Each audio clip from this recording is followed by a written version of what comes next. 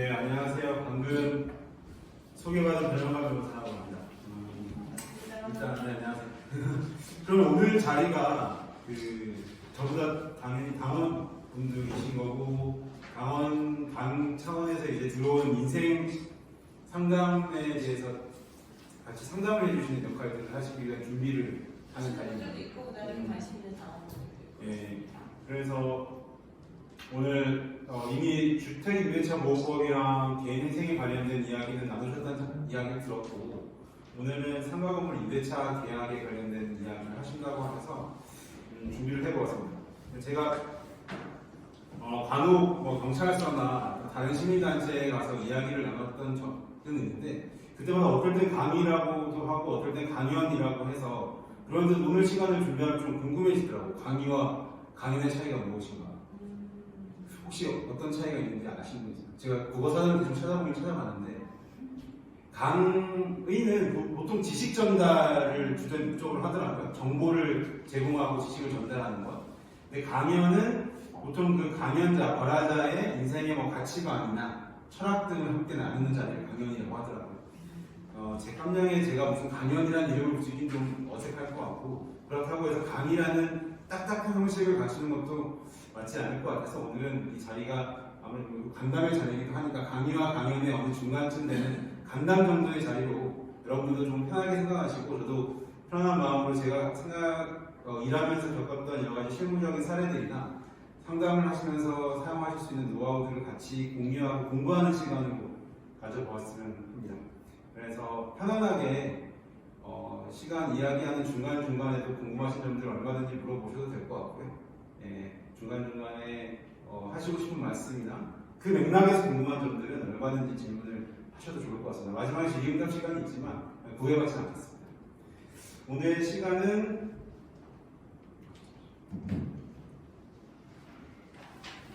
다음과 같은 순서로 정리를 해보았습니다. 일단은 오늘 강의라고 하면 강의 주제에 대한 안내, 상가건물 임대차 보호법의 시작과 끝이라고 정해보았는데 그 안내를 하고요. 제 소개도 해야 될 것 같고, 그 다음에 본 강의를 한 다음에 질의응답 시간을 갖는 걸로 잡아보았습니다. 아무래도 저녁 시간이고 오늘 하루 또 지친 일과를 보내셨을 테니 너무 만연하게 진행되면 피곤하실 것 같고, 최대한 저도 이야기를 취약해서 해보겠습니다. 중간중간에 진행에 관련된 의견이 있으시면 언제든지 표시해 주십시오. 오늘 이야기의 제목은 임대차 계약의 시작과 끝이라고 정해보았습니다. 사실 상가건물 임대차 계약의 시작과 끝이죠. 법률적인 모든 교과서의 첫 출발점에 권리와 의무라는 것을 보통 규정합니다. 그래서 민법 교과서의 가장 앞에 보아도 권리와 의무 이런 것들이 나와요. 민법의 기원 이런 거 다 빼면요. 권리와 의무라는 것이 사실은 법률을 통칭하는 가장 중요한 개념입니다. 내가 할 수 있는 것과 해야 하는 것들을 규정하는 것이죠. 모든 계약은 권리와 의무로 규정되어 있기 때문에 모든 교과서의 앞면에는 권리와 의무가 있고, 저처럼 제 법대를 나오긴 했지만 대학 다닐 때는 전혀 법률을 공부하지 않았던 저 같은 무늬만 법대생 같은 경우에는 거의 권리와 의무만 보다가 대학을 졸업하는 경우가 많습니다. 시작과 끝이라고 정해진 이유는 임대차 계약의 시작과 끝이 매우 서로 연관을 가지고 있기 때문이에요. 그리고 이 시작과 끝을 통칭하는 개념을 이해하는 것이 모든 분쟁에서 연결된다라는 생각으로 제목을 정해보았습니다. 정확하게 저자가 맞는지 모르겠지만 박노해 시인인가요? 역사는 처음이 나중을 결정하는 것이 아니라 나중이 처음을 결정하시는 것이다 라는 시구가 있죠. 역사적 가치는 그렇지만 계약은 정반대라고 생각합니다. 계약은 시작이 끝을 결정합니다. 계약을 체결하는 시점에서의 신중성과 엄밀성이 끝에서 발생할 수 있는 모든 분쟁을 막는 것이죠. 임대차 계약의 시작은 계약의 체결을 의미합니다. 계약이 시작될 때 아까 말씀드렸던 것처럼 서로가 지켜야 할 권리와 의무를 규정하죠. 이 체결된 계약을 통해서 계약이 진행됩니다. 계약의 이행 과정에서도 여러 가지 분쟁들은 생길 수 있습니다. 조금 이따가 살펴볼 텐데, 계약의 이행 과정에서도 임대차 계약이 한정된다면 그 계약을 진행하면서 어딘가 고장났을 때 수리를 해야 되는 의무나 상황에 대해 분쟁이 발생할 수 있겠죠. 그리고 결국 가장 큰 문제점과 많은 다툼이 생기는 계약의 해지 및 종료.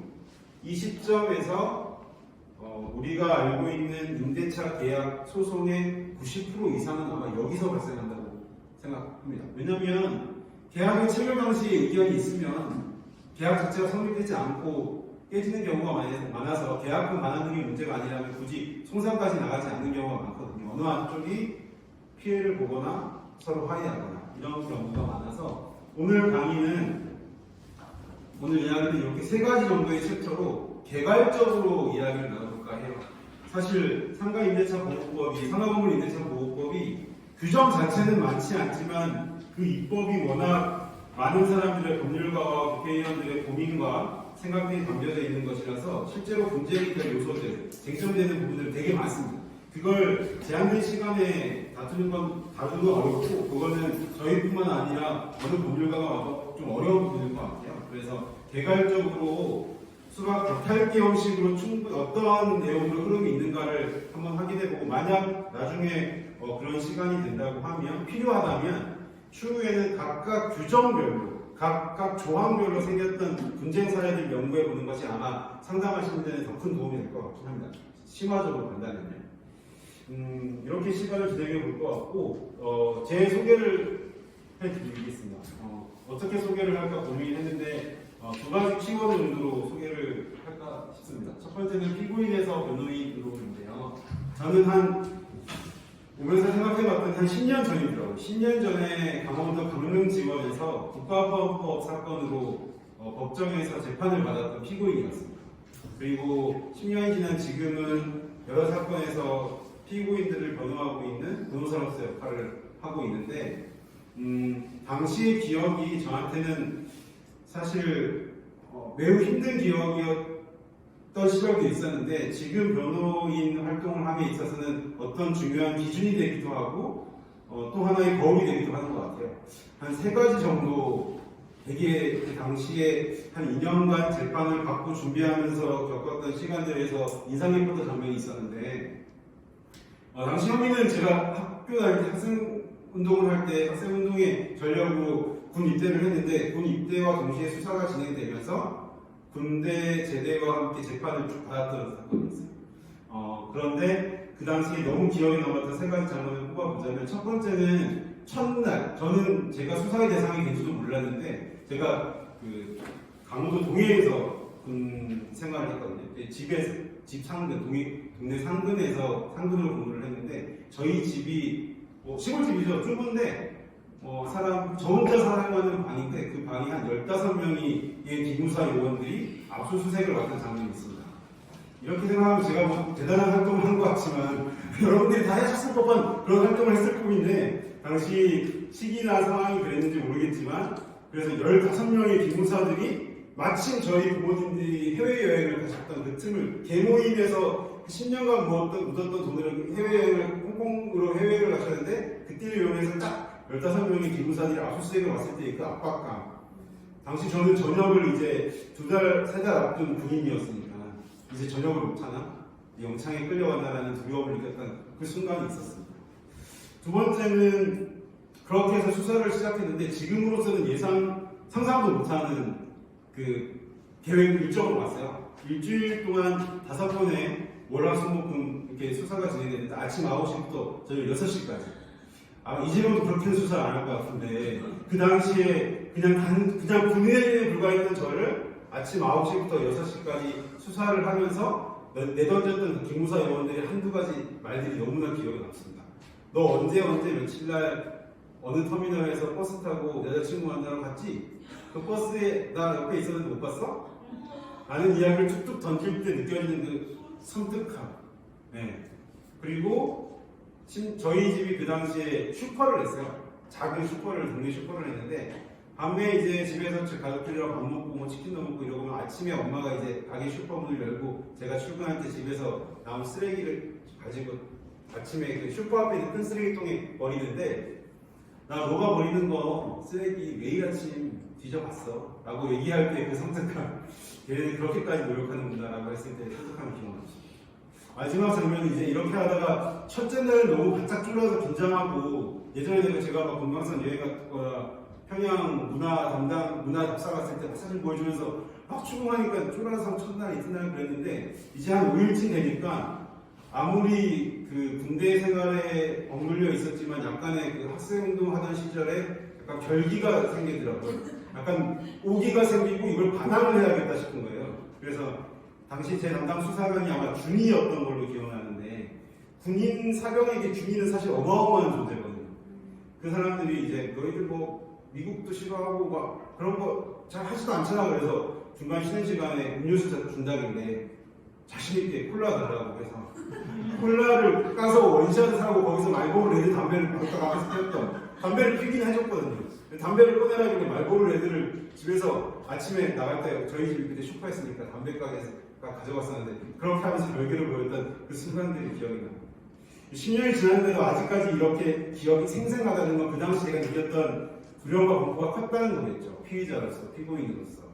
법대생이었지만, 법을 잘 모르긴 했지만 법대생이었음에도 불구하고 재판을 받는다는 수사의 대상이 되는 게 얼마나 두려운지를 알고 있으니까 그때의 감정들이 여전히 제가 지금 법정에서 피고인들을 위한 변호를 할 때에는 하나의 지침이 되기도 하고 간혹 저도 일하다 보면은 지치거나 의뢰인들에게 귀찮은 마음이 느껴지거나 그럴 때도 있는데 그럴 때마다 제가 그때 제 변호사에게 의지했던 것처럼 나도 그런 마음 잊지 말아야겠다는 거울이 되기도 합니다.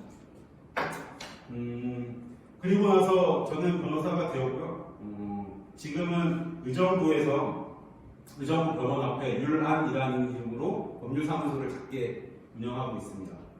율안이라는 이름은 법률로서 의뢰인들에게 편안함을 드리겠다는 생각을 담은 거고 저희 두 딸인데요.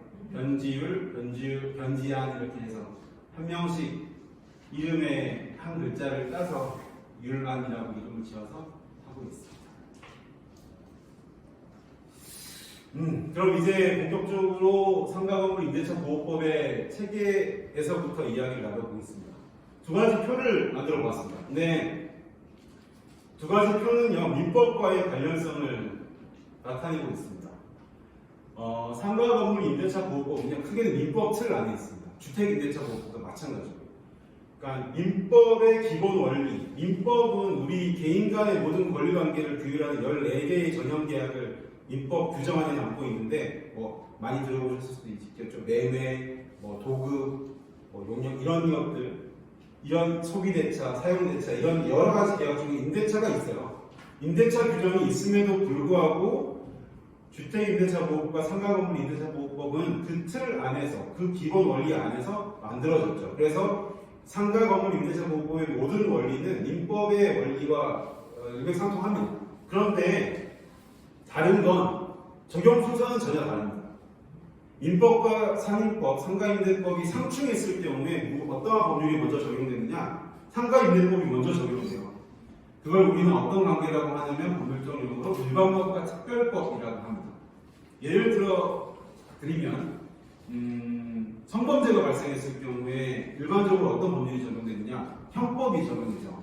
그런데 만약에 그 피해자가 아동이나 청소년이라면 아청법, 아동 청소년 성보호에 관한 법률이 적용되겠죠. 특별법 관계.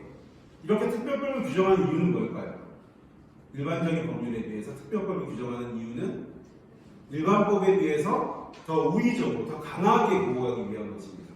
그래서 상가건물 임대차보호법은 민법과의 관계에서 특별법에 있고 서로 적용 조항이 상충될 경우에는 우선적으로 적용되게 되어 있습니다. 법률의 목적 및 개선 방향에 대해서 이야기해볼게요. 모든 법률은 그 법 제목에 법의 명칭에 제정 목적이 담겨 있습니다. 방금 말씀드렸던 민법은 민자를 사용하죠. 그러니까 개인과 개인 간의 거래, 일반적인 사람들 간의 개인 간의 거래를 규율하는 게 민법입니다. 형법은요, 그러면 국가가 잘못을 저지른 사람에게 형벌을 주기 위한 법률이 형법이죠. 상가건물 임대차보호법은요, 그 명칭 그대로 상가 건물에 대한 체결된 임대차 계약을 보호하기 위한 법률입니다. 그러면 임대차 계약을 보호한다면 모든 임대차 계약을 보호하느냐, 아니면 임대인과 임차인 모두를 보호하느냐? 그건 아니겠죠. 입법 목적을 고려했을 때 실질적으로는 임차인을 보호하기 위한 법률입니다.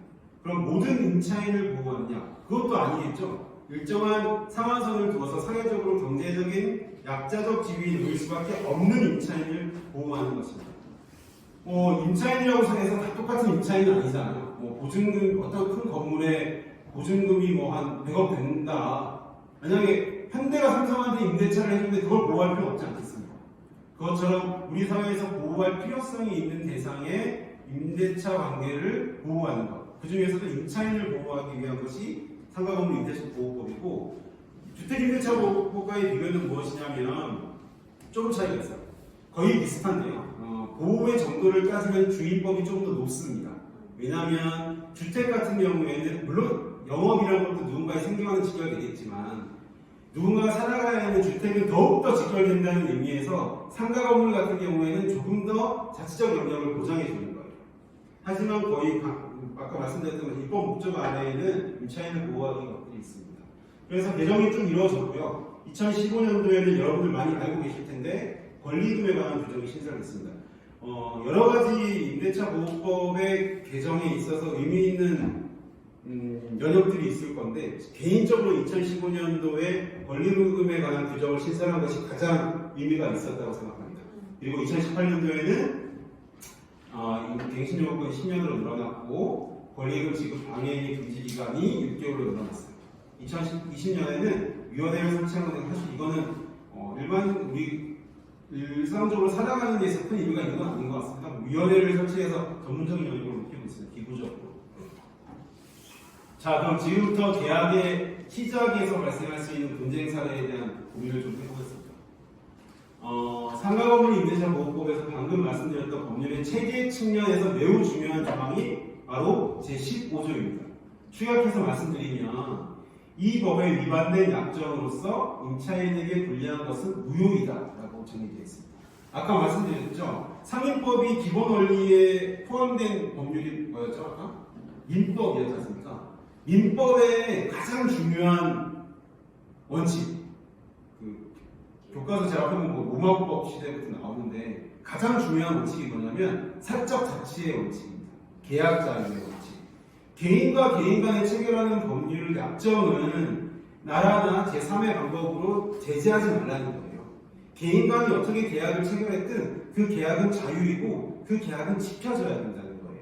상가건물 임대차 보호법도 개인 간의 계약이잖아요. 그렇기 때문에 민법의 기본 원리에 따르면 개인 간의 약정은 존중되어야 되는 것이 당연합니다. 그런데 이 법률의 목적이 있었잖아요. 임차인을 보호하기 위한 것이죠. 강행 규정이라고 해서요. 이 법에 만약에 개인 간의 자유를 보장하는 민법의 틀 안에 있지만 그럼에도 불구하고 이 상인법에 위반된 약정으로서 첫 번째 요건 위반이 되어야 되고 두 번째 임차인에게 불리한 것은 무효이다는 겁니다. 반대로 해석하면 어떻게 될까요? 임차인에게 유리한 것은 그 효력이 있을 수 있다겠죠. 예를 들어 드리겠습니다. 실제로 지금 예를 들어드린 여러 케이스는요, 분쟁이 됐던 사례들도 있고 아닌 것들도 있어요. 1번, 임대인이 임차인에게 시세보다 저렴한 월세로 상가를 빌려주는 대신에 임차인은 다음 세입자에게 권리금을 요구하지 않는다는 약정이 만약에 체결됐다고 합시다. 이 약정은 유효일까요? 무효일까요? 무효이죠. 말씀드렸던 것처럼 권리금 회수 기회를 보호하기 위한 규정이 상가 임대차 보호법에 있습니다. 그런데 그 법을 위반했고 권리금을 요구하지 않는다. 권리금을 포기한다는 건 임차인에게 불리하죠. 그래서 말씀드렸던 위반 1요건, 불리한 2요건을 모두 만족시키기 때문에 무효입니다. 이러한 약정은 만약에 임대인과 임차인이 체결했다고 하더라도요. 분쟁 사례에서 임대인이 주장할 수가 없습니다. 무효이니까. 두 번째, 보증금을 낮추어 받는 대신 임차인의 갱신 요구권을 포기한다는 약정 역시 무효겠죠. 보증금을 낮추어 받는, 그럼 이렇게 얘기할 수 있어요. 보증금 낮추어 받는 건 유효한 거 아닌가요? 임차인에게 유리하잖아요. 이건 유효라는 거죠. 결론적으로 이게 전제 조건이 되어서 갱신 요구권을 포기한다는 거잖아요. 그건 무효죠. 최초 임대차 시설을 지원하는 대신에 임차인의 차임 면책이 2기에 달하는 때에 계약을 해지할 수 있다. 원래 지금 그 차임 면책이 3기잖아요. 지금 법률상. 그런데 이걸 2기로 줄이는 이 약정 또한 무효가 될 겁니다. 이러한 약정들은 말씀드렸던 것처럼 아무리 계약서에 쓴다고 하더라도 우리 다들 월세 구해 보셨을 거니까 아시면 이제 표준 임대차 계약서라고 작성이 되고 위에 월세 금액 인도율 작성한 다음에 여기 아래 칸에 특약사항이라고 많이 씁니다. 그 특약사항에 보통 이런 조항들을 끼워넣는 경우들이 되게 많았어요. 실제로 지금도 많습니다. 예. 그런데 이런 권리금을 요구하지 않는다는 이런 포기약정을 특약사항에 아무리 규정해도 그건 무효라고 생각하고 계시면 돼요. 그러면 한 가지 만약에 여기는 제가 작성되지 않았는데 보증금을 시세보다 조금은 더 높게 책정했어요. 보증금을 조금 높게 하는 대신에 계약 갱신 요건의 상한 기간을 10년이 아니라 15년으로 하겠다라고 만약에 서로 간에 임차인과 임대인 간에 약정을 했다고 합시다. 이건 유효일까요? 무효일까요? 유효. 이건 유효겠죠. 하지만 아직 판례는 없습니다. 왜냐하면 이 법률이 개정되고 나서 15년이 아직 안 지났어요. 근데 15년쯤 지날 때 되면 관련된 아마 문제들이 나올 것 같은데 법률가적인 제 그냥 감각으로는 저는 그거는 유효하다고 주장할 것 같습니다. 왜냐? 아까 말씀드렸듯이 두 번째 요건을 충족시키지 않으니까 그 임차인에게 유리한 거니까요. 그래서 만약에 상담을 하실 때 어떤 이상한 약정들이 있을 수가 있습니다. 그 고약한 임대인들이 말도 안 되는 조항들을 끼워넣는 경우가 상당히 많아요. 그런데 결국 그것을 판단하는 하나의 기준은 임차인에게 유리하느냐 불리하느냐 그리고 그것이 상임법에 규정되어 있는 내용이냐 아니냐라고 판단하시면 됩니다. 예, 두 번째는 계약을 시작할 때 많이 관심을 갖는 것이 대항력입니다. 대항력은 쉽게 생각하면 임대인과 임차인이 체결한 계약상의 권리를 그 당시에 임대인이 아닌 제3자에게도 요구할 수 있는 권리를 말합니다.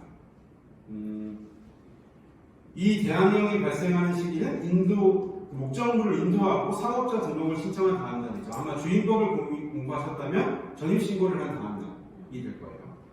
왜 대항력이 중요하느냐? 임대차 관계를 쭉 맺고 있는데 만약에 임대인 A가 어느 날 갑자기 아쉽지만 사망을 했습니다. 그럼 내가 임대인 A와 체결한 계약의 효력을 누군가에게 주장하고 보증금을 물려받아야 되는데 계약 당사자가 죽었을 경우에 어떻게 대응할 수 있느냐? 또 하나는 임대인 A가 임대차 계약 기간 중에 경제적 사정이 안 좋아져서 이 건물을 팔았어요. B에게. 혹은 또 다른 빚을 져서 사업상 빚을 져서 이 건물이 시액의 경매로 넘어왔습니다.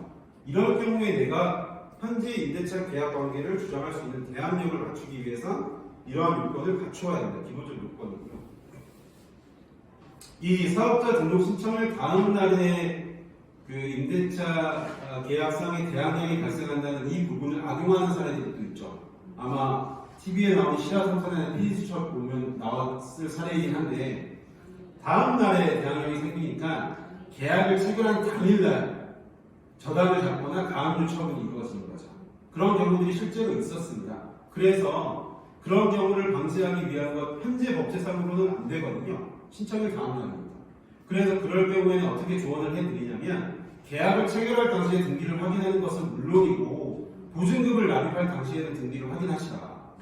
중요하겠죠. 보증금이 납입되지 않은 이상은 계약이 성립되지 않으니까 보증금을 납입하는 것 자체가 일단은 계약상에서 가장 큰 피해가 보증금을 잃는 건데 그때 확인하시라. 혹은 현재의 임대차 등기 상황과 계약금을 보증금을 납입하고 임대차 실거주가 시작했을 당시에 등기 상태가 다르다면 손해배상을 한다라는 정도의 손해배상 예전 규정을 둔다. 이런 정도의 안전장치를 두라는 조언을 드립니다. 근데 법제상으로 좀 바뀌어야 될 필요가 있다고 생각해요.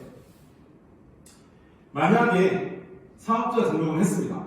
요즘 사업자 등록 신청하면 보통 한 2일에서 3일 정도 걸린다는 걸로 알고 있는데 내가 만약에 미용실로 영업을 하려고 사업자 등록을 신청했는데 며칠 뒤에 어떤 시설 요건이 안 돼서 신청이 거부됐어요.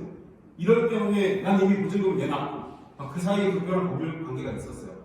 그렇게 될 경우에 대항력이 인정될까요? 인정되지 않습니다. 사업자 등록이 신청되고 수리되는 것을 전제 조건으로 하기 때문에 만약에 안타깝더라도 사업자 등록 신청이 거부돼서 취소된다면 소급해서 대항력을 소멸합니다. 그러니까 없어지는 거예요. 대항력이. 그러니까 사업자 등록을 신청할 때에도 철저하게 요건을 만약에 이 건물을 상가 건물 임대차 계약을 체결하는 것이라면 철저하게 미리 좀 알아보시고 진행하는 것이 낫다. 특별한 경우가 아니라면 사실 사업자 등록이 거부되는 경우가 많지는 않은데 예외적으로 그런 경우가 있습니다. 예, 계약이 이렇게 시작이 됐습니다. 이제 보증금도 주고 서로 간의 권리금도 나누고 계약이 시작됐어요. 이런 계약이 시작되고 진행되는 중에 발생할 수 있는 분쟁 사유가 분명히 있겠죠. 사실은 여러 가지 문제 중에 상가 임대차에서는 기간의 문제입니다. 임대차 기간에 관련돼서는 특별히 계약이 규정된 경우는 문제가 없는데요. 계약에 정해지지 않는 경우가 있습니다. 어떤 경우가 있을까요? 계약이 2년 이하로 정해진 경우가 많겠죠. 사실은 강의에서도 그런 일들이 많이 있을 수 있어요. 언제 계약을 하시느냐? 선거 나가실 때 선거 사무실을 우리가 2년, 3년 계약하지 않지 않습니까? 6개월, 몇 개월 하실 텐데 그런 경우거나 분양하는 모델하고 있어요. 계약. 단기간 계약을 할 경우에 임차인에게 불리한 요소들이 생길 수 있어요. 근데 법 제9조에 의하면 기간을 정하지 않거나 임대차 계약을 기간을 안 정하는 경우가 있습니다. 그럴 경우가 있겠냐 싶겠냐마는 정말 많습니다. 그런 기간을 정하지 않거나 1년 미만으로 기간을 정한 경우에 그 임대차 계약 기간을 1년으로 본다는 거예요. 1년 미만으로 정해도 1년으로 본다는 거예요. 어찌 보면은 임차인에게 다소 불리할 수 있겠죠. 그래서 1년 미만으로 기간을 정한 경우라도 하더라도 만약에 임차인이 그 기간을 1년 미만으로 주장한다면 1년 미만의 기간의 임대차 기간을 모두 1년으로 보는데 예외적으로 임차인이 1년 미만을 동의한다면 그 기간은 1년으로 볼 수 있습니다. 1년 미만의 기간으로 볼 수 있습니다. 다만 1년 미만의 기간으로 정했는데 임대인이 임차인의 의사와 반해서 만약에 그 기간을 1년 미만으로 주장한다. 그럴 경우에는 1년 미만으로 볼 수가 없어요. 무조건 1년으로 보는 거예요. 갑작스럽게 급격하게 체결하는 임대차 계약 문제에서 이런 경우가 사실 되게 많아요. 실제로 계약을 체결하면서 좀 정확하게 체결하지 않는 경우들이 있거든요. 두루뭉술하게. 그런데 그 기간을 나중에 임대인이 갑자기 입장이 바뀌어서 이거 1년 미만으로 해야 되지 않겠습니까? 지금 나가주세요. 시세가 막 바뀐다거나 이런 문제로 있었을 때 임대인은 덕분을 주장할 수 없지만 임차인은 임대차 1년 미만으로 정한 계약을 유효함을 주장할 수 있다 라고 생각하시면 됩니다. 예, 잠시만요.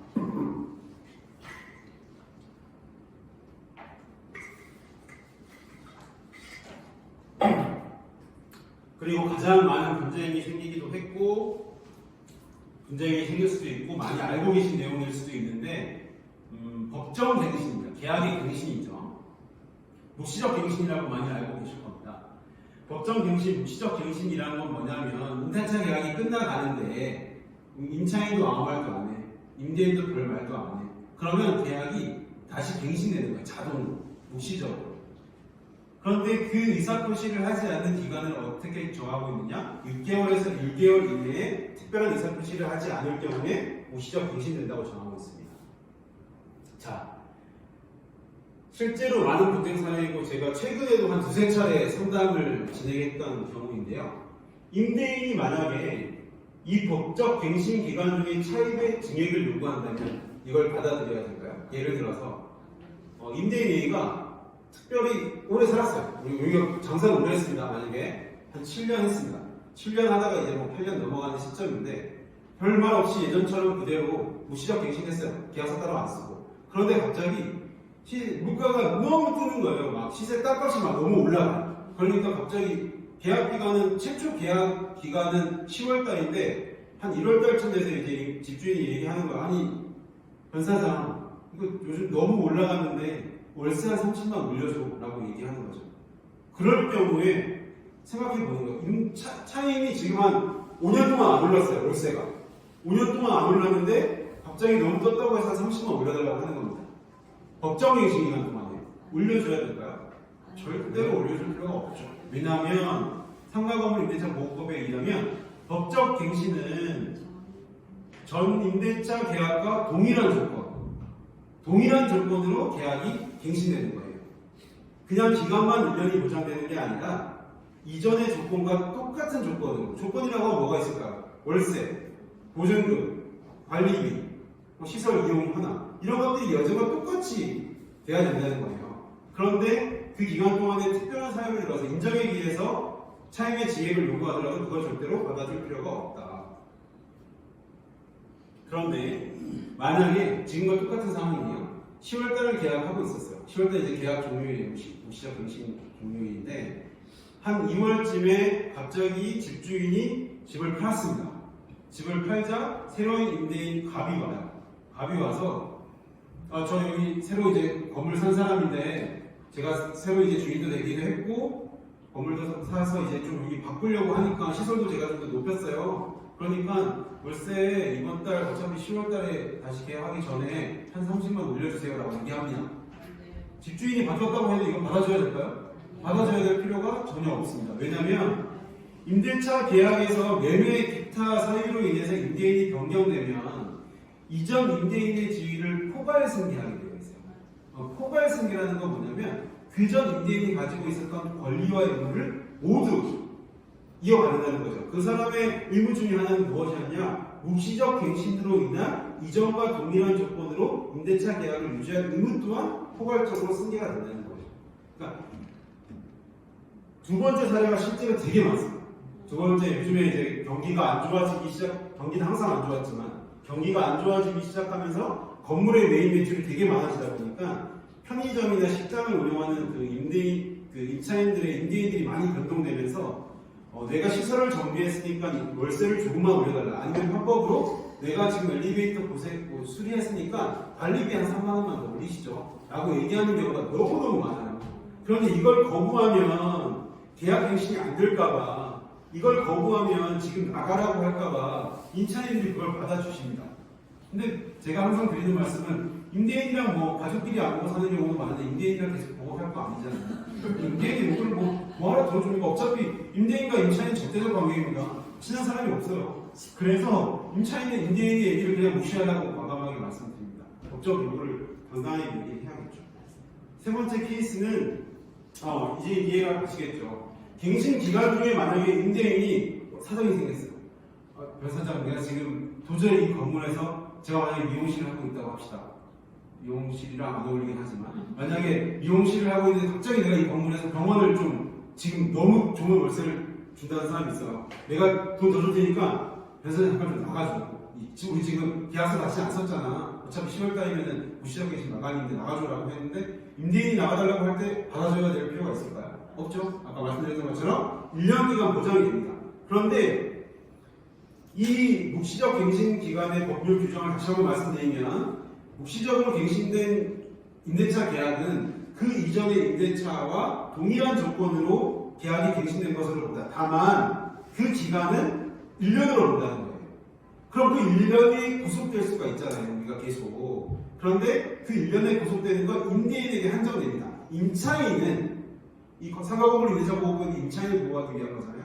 만약에 그 기간에 갑자기 코로나처럼 도저히 이것을 유지하는 것이 어려운 상황에 처해졌다. 임차인은 법정 갱신 기간 동안에 계약의 해지를 청구할 수 있습니다. 그런데 무작정 그럼 내가 오늘 나가겠다고 해서 나갈 수 있냐? 그건 아닙니다. 묵시적 갱신 기간 동안에 내가 나가겠습니다 얘기를 하고 나서 3개월 뒤에는 자동적으로 계약이 해지되게 돼 있어요. 그러니까 내가 10월달에 계약이라서 만약 2월에 코로나가 터졌습니다. 못하겠어요. 3월달에 이제 내가 집주인한테 나가겠습니다 말하고 나면 3, 4, 5월 말, 6월 초에 계약이 해지되기 때문에 난 그 시점에 보증금을 받을 수 있는 권리가 생기는 거죠. 중요한 경우는 한 가지만 더 여기서 설명을 드리면 간혹 여기서 제일 중요한 게요. 계약의 해지 통보입니다. 통보. 계약을 해지하겠다는 의사를 표명해야 돼요. 많은 분들이 알고 계시는 계약 해지의 방법이 뭐가 있죠? 네 글자 들어보신 거. 의사를 표명하는 방법. 내용 증명 있죠. 그러니까 많은 분들이 내용 증명을 받았는데 어떻게 해야 됩니까? 내용 증명을 꼭 보내야 됩니까? 라고 물어보시는 경우가 많습니다. 근데 내용 증명은 법적 효과가 있는 문구가 아니에요. 그러니까 내용 증명은 말 그대로 내가 이러한 의사를 표명했습니다. 그리고 그게 상대방에게 전달됐습니다라는 표식이에요. 그 내용 안에 법률적 의미가 있는 내용이 있으면 그러한 의사가 전달됐다는 뜻이죠. 계약의 해지를 통보할 때 만약에 카톡을 안 쓰는 사람이라고 합시다. 카톡을 안 쓰는, 텔레를 안 쓰는 사람이라 텔레그램을 안 쓰는 사람에게 내가 텔레를 쓴다고 해서 보내기만 하면 계속 이게 하나만 떠 있으면 계약의 해지 통보 의사가 전달된 게 아닙니다. 그러니까 내용 증명을 보내는 이유는 내가 이렇게 내용을 보냈습니다라고 듣기상 확인이 되기 때문이에요. 근데 예전에 그랬죠. 요즘의 시대가 많이 바뀌어서 카톡에 일이 사라지는 시대고 텔레그램에 V자가 2개 생기는 시대입니다. 그런데 간혹 핸드폰에도 요즘 일 사라지는 게 있던데 그렇다고 하면 이것만 신뢰해도 되겠느냐? 아니라고 저는 말씀드려요. 왜냐하면 실제로 법정에서 봤던 사례인데 얘기하는 거 임차인이 카톡 보셨잖아요. 일 사라졌잖아요. 얘기하니까 나 카톡 안 하는데 PC 카톡 뭐 나 일 사라졌는데 우리 뭐 애가 컴퓨터로 켜서 보낸 거지 나 카톡 실제로는 안 해. 보지 못했어 라고 얘기하는 경우가 있다는 거예요. 내용 증명 같은 경우에는 일단 수신이 됐으면 인정이 되는데 아직 카톡은 도입되진 오래됐지만 일이 사라졌을 경우에 이것을 받았다고 받아야 되느냐 안 받았다고 봐야 되느냐의 플랜은 없어요. 그래서 가능하다면 카톡보다는 실제로 고전적인 방법인 내용 증명 그게 안 된다면 뭐를 보내드리냐면 내가 이런 의사를 표명했다는 걸 가장 정확하게 볼 수 있는 게 뭐가 있을까요? 전화를 하고 녹음을 하면 됩니다. 그래서 전화를 해서 녹음도 하고 내용 증명도 보내고 하는 게 가장 안정적이겠지만 카톡만 믿으면 안 된다. 간혹 판사님에 따라서 카톡의 일을 인정하지 않는 사람이 있을 수 있어요. 그러니까 그럼 실제로 법정에서 본 이유는 그 다음에 갱신 요구권은 아까 말씀드렸던 것처럼 이거는 이제 법정 갱신이 아니죠. 정상적으로 갱신을 요구할 수 있는 권리는 6개월에서 1개월 사용자들 보증 등의 제한이 법률적으로 정해져 있습니다. 자, 이 사례는 지금 법률이 개정된 케이스에는 적용되지 않아요. 갱신 요구권을 행사할 수 있는 보증금의 상한을 원래는 개정법 이전에는 정해놨었는데 법률이 개정되면서 이제는 보증금의 액수와 상관없이 갱신 요구권을 행사할 수 있습니다.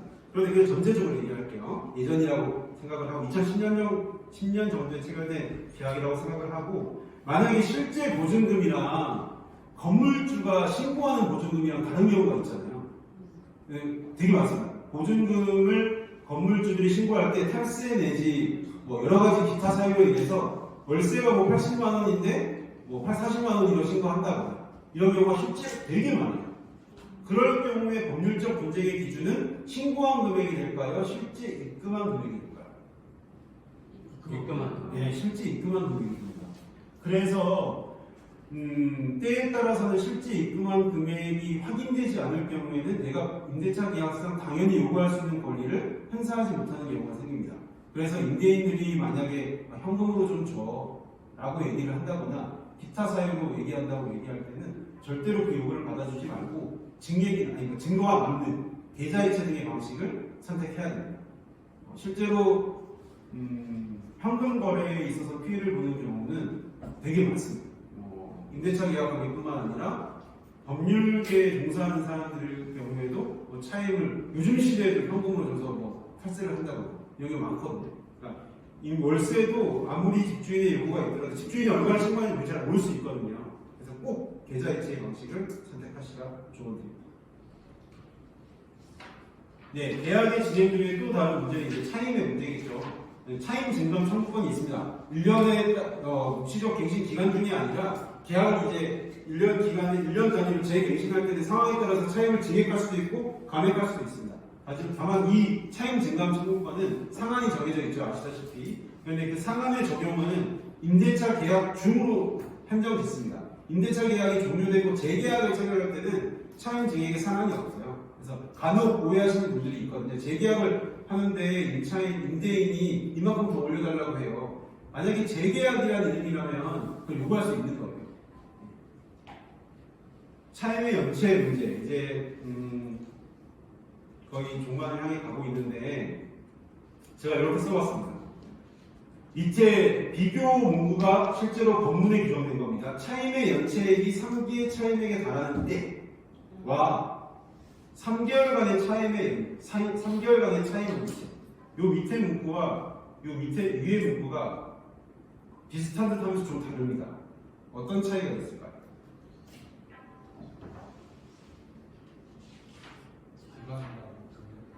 그렇죠. 기간이 될수 있죠. 기간만 상관. 말씀하신 기간 1개월이 아닌 경우가 있나요? 2개월에 한 번씩 월세를 그럴 수, 월세는 근데 그렇지 않죠. 기본적으로 월 차임이라고 하면 월에 지급되는 게 원칙이죠. 3개월간의 차임 연체는 그러니까 세 달치 월세를 다 연체 안 했을 수 있잖아요. 일부를 냈을 수도 있죠. 그렇죠. 밑에 3기 차임액은 세 달치 돈 전체를 다. 정확하게 비교는 맞았는데 반대입니다. 반대. 그러니까 그렇죠. 밑에 경우가 처음에 말씀하신 경우예요. 차임의 연체액이 3기의 차임액에 달하는 때에는 연체한 개월 수가 3개월은 아닐 수도 있어요. 한 10개월 동안 조금씩 밀려가지고 3개월치 월세가 밀린 걸 수도 있습니다. 3개월간의 차임 연체는 말 그대로 3개월간 그냥 쭉 밀린 거예요. 우리 법문에는 이걸 규정하고 있지 않은데 해석을 요걸로 하는 경우들이 있습니다. 우리 규정은 차임의 연체액이 3기의 차임액에 달하는 때에 계약을 해지할 수 있도록 보는 거예요. 그러니까 이건 어떻게 조언을 해줄 수 있을까요? 그렇죠, 그렇죠. 미리 조금씩 내야 되는 거예요. 장사가 안 돼도 10만 원. 예, 100만 원 월세가 한 10만 원씩 넘는 겁니다. 예, 만약에 그걸 임대인이 거절했을 경우에 임대인의 수령 거절 사유라고 해서 임대인이 지체 책임을 지는 거기 때문에 임차인에게 책임이 없는데 내가 지금 올해 이번 달에 100만 원 월세를 못 낸다고 해서 전부 다 안 내고 있으면 안 돼요. 일정 부분이라도 넣어야지 내가 임차인으로서 행사할 수 있는 권리의 제약이 생기지 않습니다. 우리 법무는 현재 상인법상에는 이렇게 규정하고 있다는 걸 꼭 알고 계셔야 됩니다. 그 다음에 많이 물어보시는 것이 이제 수선의 문제입니다. 지금 건물에 갑자기 뭐 변기가 막혔는데, 뭐 유리창이 깨졌는데 이건 누구의 책임이 있습니까? 누가 이걸 고쳐줘야 됩니까? 우리 상가건물 임대차보호법의 각각의 규정 혹은 임대차에 각각의 시설물에 대해서 누가 수리해야 되는지를 세부적으로 규정하고 있지 않습니다. 한 가지의 기준이 있을 뿐입니다. 판례에 의할 때. 물론 이 판례에 의할 때의 한 가지 기준도 케이스 바이 케이스겠죠. 다 다르겠지만 건조물 공용의 목적에 기여하는가. 한 가지 그냥 쉬운 예를 들어드리면 만약에 이 방실 안에 상가 건물 안에 하나의 전등 같은 경우에 전등은 건물 전체의 공용에 기여하는 건 아니잖아요. 내 방실이 한정되어 있죠. 내 방실이 한정되는 거니까 만약에 부서지더라도 내가 고칠 수 있다는 거예요. 그런데 만약에 이 건물의 수도에 연결되어 있는 상하수도가 고장났다. 그럼 우리 방실만의 문제는 아니잖아요. 이럴 경우에는 임대인의 수선 이유가 있을 수 있습니다. 근데 이게 모두 절대적이지 않아요. 경우에 따라서 다 다를 수 있습니다. 그래서 목적물의 하자가 발생했을 때 단계를 요구할 수 있는 권리를 물어보시는 경우가 많은데 이거는 상인법만 아니라 모든 계약 관계에도 동일합니다. 첫 번째, 어떤 목적물의 하자가 생겼어요. 내가 이 계약을 지금 제대로 온전히 이행할 수 없는 상황이 발생했습니다. 첫 번째 요구할 수 있는 것은 보수 청구예요. 고쳐달라고 요구를 하는 거죠. 두 번째 단계는 보수 청구를 하는 것과 동시에 내가 이 목적대로 사용하지 못함으로 인해서 발생할 수 있는 손해배상 청구. 상가 건물에 화장실 공간이 있는데 화장실 공간이 지금 파쇄됐어요. 사용할 수가 없어서 그 기간 동안에 만약에 외부에 있는 화장실을 사용료를 내고 빌려 쓰게 되었다. 그렇다고 하면 그 비용만큼을 손해배상 청구할 수 있겠죠. 그런데 다른 경우가 있겠죠. 이것보다 더 심해져서 도저히 내가 이 상가 건물을 내 목적에 맞게 사용할 수 없는 경우가 들었을 때 식당을 운영해야 되는데 고깃집을 운영해야 되는데 어떤 건물상의 하자로 인해서 배기구가 다 막힌 거예요. 만약에 환풍구가 막혔는데 하루 이틀이면 고쳐질 건데 그게 안 돼. 도저히 영업이 손실이 3일이 되고 4일이 되고 일주일이 될 것 같아요. 이럴 경우에는 계약 해지를 청구할 수 있겠죠. 그리고 그 원인에 따라서 손해배상을 청구할 수 있습니다. 이거는 사실은 법률적으로도 일괄적으로 말씀드릴 수 없는 건 너무나 많은 케이스에서 너무나 많은 절차로 문제가 되는 거기 때문에 그 사안에 맞게 대응을 해야 됩니다. 방금 사례에서 핵심적인 건 뭐냐? 첫 번째 보수, 그 다음에 손해배상을 청구하고 안 되면 계약 해지. 무조건적으로 이렇게 큰 방식에 이만큼 손실됐다고 계약 해지를 청구할 수 있는 건 아니다. 그걸 생각해 주시면 됩니다. 이제 계약이 종료가 되겠죠. 말씀드렸던 것처럼 모든 문제는 여기서 생깁니다. 계약의 종료에 있어서 상가임대차보호법의 가장 중요한 문제는 권리금입니다. 제가 아까 말씀드렸던 권리금이 이 법제에 있어서 가장 혁신적이라고 생각한다고 말씀드렸잖아요. 그 이유는 뭐냐면 불과 한 7년, 8년 전만 해도 임대 상가 건물 임대차 관계에 있어서 장사가 잘 돼요. 여러분들 많이 하는 사건들도 있잖아요. 장사가 잘 되는 맛집 혹은 슈퍼, 길목 좋은 편의점 등에서 영업을 쭉 하다가 이제 집주인이 장사가 되는 거 보니까 마음이 슬슬 바뀌는 거죠. 내가 내 아들을 좀 시키면 될 것 같아요, 장사. 그래서 좀 나가주세요 라고 요구하는 경우가 실제로 되게 많았습니다. 그럴 경우에 내가 잃을 수 있는 권리는 뭐냐? 권리금이라는 거예요. 근데 권리금도 사실은 꽤 오래전부터 있었어요. 제가 어렸을 때 생각해도 동네 정말 작은 미용실도 저희 부모가 인수하거나 그럴 때 그 전에 운영하시던 분한테 100만 원이 됐든 200만 원이 됐든 이렇게 주는 개념들이 있었거든요. 근데 그게 법제화됐다는 건 사실 상당한 의미를 갖습니다. 이거는 임차인뿐만 아니라 사실 우리 사회에 되게 많은 자영업자들에게 그 권리를 법제화시킨 거거든요. 그렇기 때문에 권리금이 법제화됐다는 것의 가장 큰 의미 하나. 두 번째는 권리금의 회수 기회 보호를 법제화했다는 것에 큰 의미가 있습니다. 방금 말씀드렸던 사례 같은 경우 있죠. 추후에 말씀드리면 그런데 권리금을 주장하는 분들 중에 이런 경우가 있어요. 제가 만약에 짜장면집을 이제 시작했어요. 원래는 짜장면집이 아니었어. 그냥 공터에 있어. 뭐 장사가 안 되고 한 2개월 방실이 있어가지고 집주인이 그냥 빨리 그냥 와서 장사 좀 해주면 난 너무 고맙지 해서 시작했어요. 근데 장사가 너무 잘 되는 겁니다. 한 5년 만에 동네에서 배달에 1위를 찍었어요. 그래서 넘기려고 하는데 나 이제 옮기려고 하는데 나는 처음에 들어올 때 아무런 권리금을 내지 않고 들어왔어요. 그래서 새로운 임차인을 구했는데 그 사람에게 내가 과연 권리금을 달라고 할 수 있을까? 라고 물어보시는 경우가 있습니다. 이럴 경우에 권리금을 새로운 임차인에게 받을 수 있을까요? 네, 있습니다. 왜냐하면 권리금은 임대차 계약과는 별개의 개념이에요. 권리금은 그 임대차 목적물에 포상된 권리가 아니에요. 쉽게 생각하면 임대인과는 관련이 없다는 거예요. 내가 신규 임차인한테 내가 이 장소에서 영업을 하면서 생긴 바닥이, 영업이익, 인맥이익 이런 것들로 포상되는 권리금을 새로운 임차인에게 받는 것이지 임대인에게 받는 게 아니라는 거죠. 그런데 간혹 아까 말씀드렸던 것처럼 그 권리금의 지급 대상을 임대인으로 착각하는 경우가 임대인에게도 있고 임차인에게도 있습니다. 권리금은 임대인이 인정하되 임대인이 점포를 요구하는 경우에는 요구하는 경우에는 권리금은 임차인에게 변제한다 라는 약정을 아까 말씀드렸던 표준 임대차 계약서 특약상에 적었어요. 실제 있는 사례입니다. 실제 대법 판례에 있었던 사례예요. 그런 약정이 있을 경우에 이렇게 처음에 계약을 시작할 때 이렇게 썼어요. 권리금 임대인이 이거 사실 당연한 건데 권리금 임대인이 인정한다는 거예요. 그런데 임대인이 점포를 요구할 경우에는 권리금은 임차인에게 지급한다, 변제한다. 즉 임대인이 권리금을 변제한다는 규정을 써놓은 겁니다. 이렇게 해서 계약이 만료됐어요. 계약이 만료되고 임차인은 임대인에게 운영하신다고 하셨잖아요. 예전에 계약 체결할 때 그러니까 저한테 이제 권리금 주세요 라고 요구를 했습니다. 임대인은 안 줍니다. 그래서 소송에 들어갔어요. 특약 있지 않습니까? 라고 소송이 들어갔어요. 임차인이 이겼을까요? 임대인이 이겼을까요? 임대인이 이겼을까요? 그러니까 권리금을 줘야 된다고 권리금을 임차인에게 임대인이 줘야 된다고 판결했을까요? 주지 않아도 된다고 판결했을까요?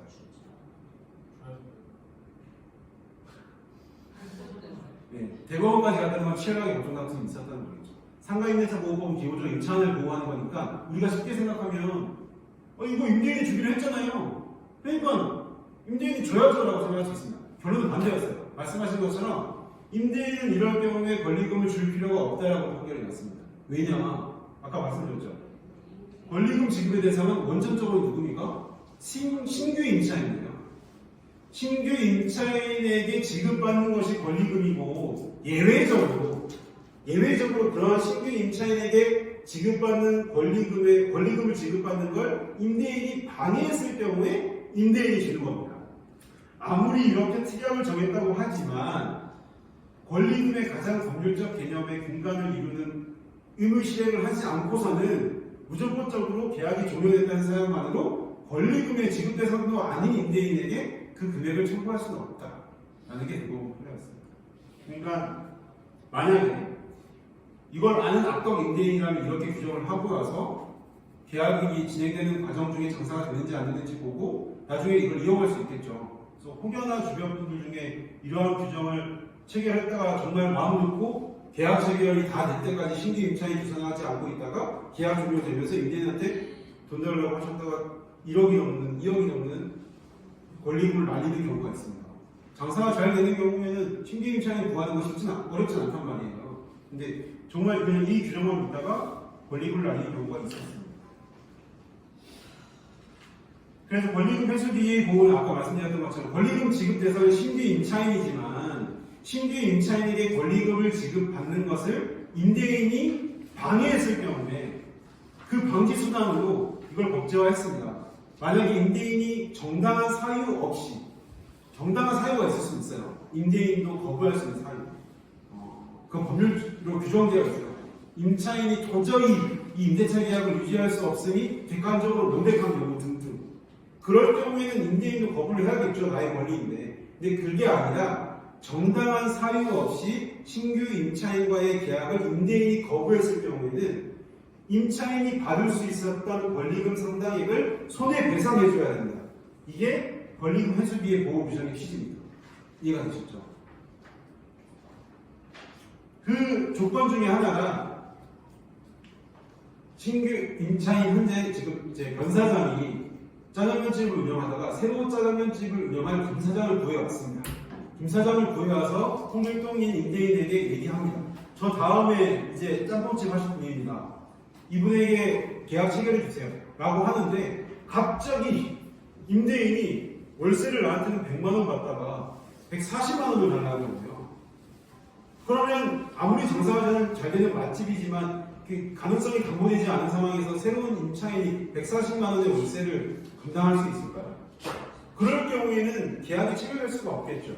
그럼 이 계약이 체결되지 않았다는 이 객관적인 외곽만 보고 판단할 것이 아니라 현저히 높은 보증금 또는 차익을 요구한 임대인에게 귀책 사유가 있다라는 거예요.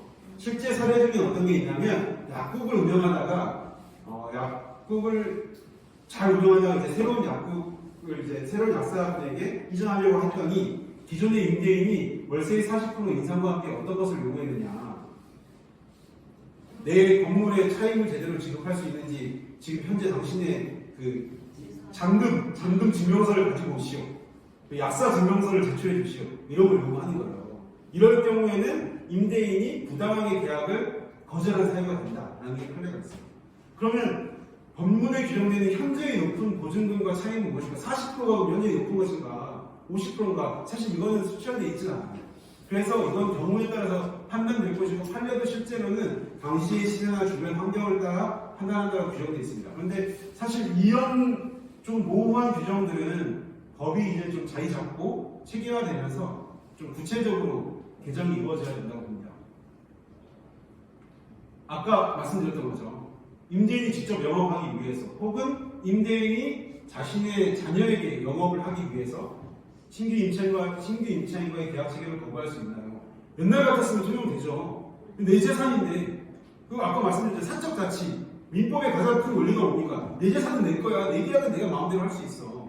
심지어 다른 사람에게 세를 주려는 게 아니라 집주인이 내가 이해 좀 해보겠다는데 그래서 나 당신이 데려온 사람이랑 계약 안 하고 내가 할 겁니다 라고 하는 거 더 이상 받아들여지지 않아요. 7, 8년 전만 해도 제 고향이 강원도 동해라고 말씀드렸잖아요. 정말 많았습니다. 예, 건어물 가게 주인이 바뀌는 경우도 허다했고 분식집, 슈퍼 엄청 많았습니다. 근데 이제는 그럴 수가 없겠죠. 근데 아쉬운 거는 아직도 저희 동네 같은 시골에는 모르는 분들이 많습니다.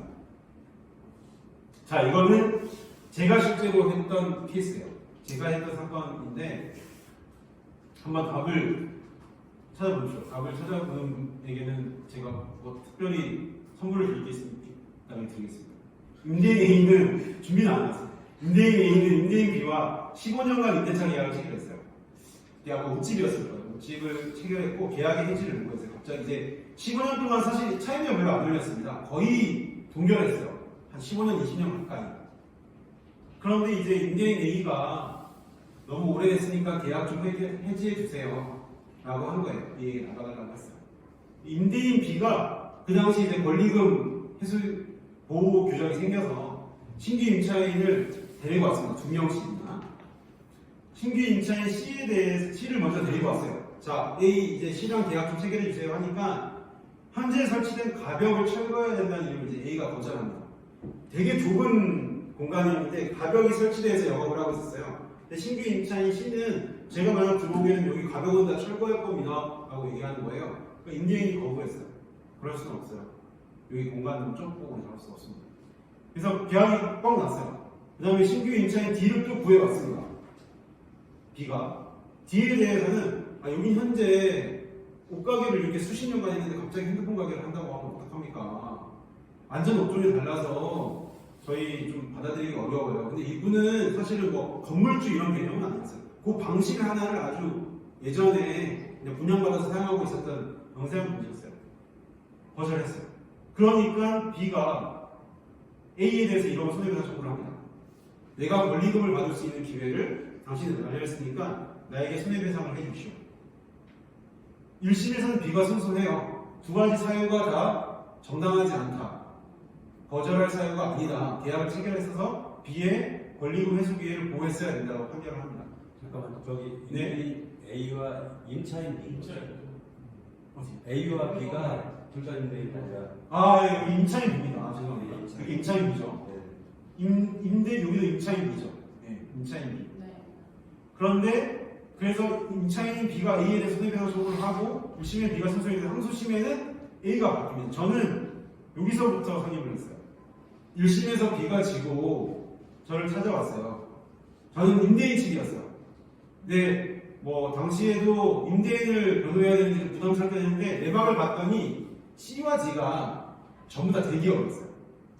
네, 대기업이 프랜차이저 영업을 운영하려고 계약을 체결하려는 목적이 있어서 사실 그때는 처음이기도 했고 그래도 이런 경우에서 좀 도와드려야지라는 생각으로 일단 임대인을 변론했습니다. 항소심에서 뒤집었어요. 제가 생각하기로는 낙타가 바늘 뒤집을 가능성이라고 생각했어요. 그런데 저희들이 생각했던 법리가 받아들여졌습니다. 그리고 그게 그 이후에 법제화됐어요. 대법원 판례에서. 이 당시에는 대법원 판례가 없는 사례였거든요. 그래서 대법원에까지 최종적으로 임대인의 손을 들어줬습니다.